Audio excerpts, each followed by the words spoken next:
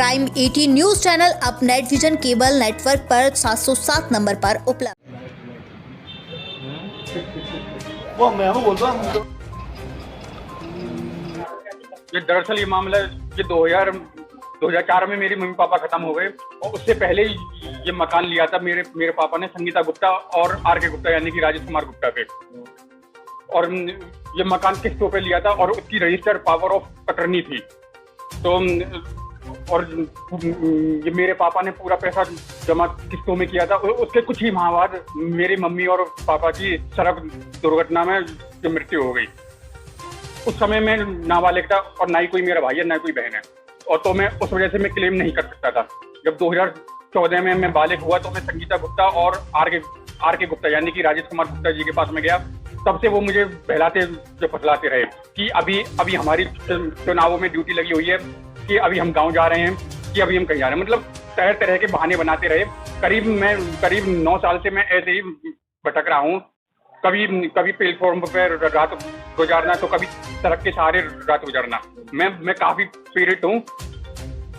ऐसे करते करते 9 साल बीत गए। अब उन्होंने लास्ट में हमें हमारे घर से ही निकालना चाहा और एकदम से ही उच्च न्यायालय चले गए और वहां से ये आदेश करवा लिया कि फौरन इस मकान से निकलवाया जाए। ना तो उनके पास में कोई हमारे पास में भेजा हुआ सम्मन है कि पहले तुम इसे 7 दिन में खाली कीजिए। कुछ भी नहीं, उन्होंने सिर्फ करवा लिया। तो बल्कि ये मामला ये निचली अदालत में चल रहा है और निचली अदालत ने ये आदेश दिया कि अगर नहीं, मतलब उच्च न्यायालय ने ये आदेश दिया अगर ये मामला निचली अदालत में चल रहा हो तो कोई भी कार्रवाई नहीं की जाए। तो उन्होंने ये साक्ष्य छुपाते हुए जो ये निचली अदालत में मामला चल रहा है तो वो एकदम से उच्च न्यायालय में चले गए और हमें कुछ कहने का और कुछ देने का हमें कुछ मौका ही नहीं दिया। ये मेरा सिर्फ यही निवेदन है ये प्रेस के द्वारा कि मुझे कुछ वक्त दिया जाए ताकि मैं उच्च न्यायालय में जाकर के कुछ मैं अपनी दलील दे सकूं। मेरा नाम राजकुमार सिंह है और मैं इस मकान का मालिक हूँ। मैं अपने पूरे परिवार के साथ इस मकान में रहता हूँ। ये अनाथ पुष्पेंद्र है। ये मकान इससे हमने सालों पहले लिया था और इसके माता पिता ने ये मकान एक ठग बेईमान संगीता गुप्ता है, उसे यहाँ आवास विकास के कई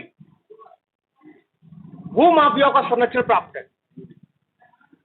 ये महिला सरकारी नौकरी करती है लेकिन बेईमान किस्म की महिला है। इसने इसी के साथ भी बहुत लोगों के साथ बेईमानी की है। आज से 20 साल पहले संगीता गुप्ता को यह मकान सिर्फ पंजीकृत हुआ था। पंजीकृत होने के बाद संगीता गुप्ता का जितना पैसा परिषद में जमा था 59,000 रुपए मात्र जमा थे। इसके पिताजी ने वो 59,000 रुपए प्लस और मुनाफा जो उसने मांगा वो उसको तुरंत वही दे दिया गया। यह मकान किस्तों पर था।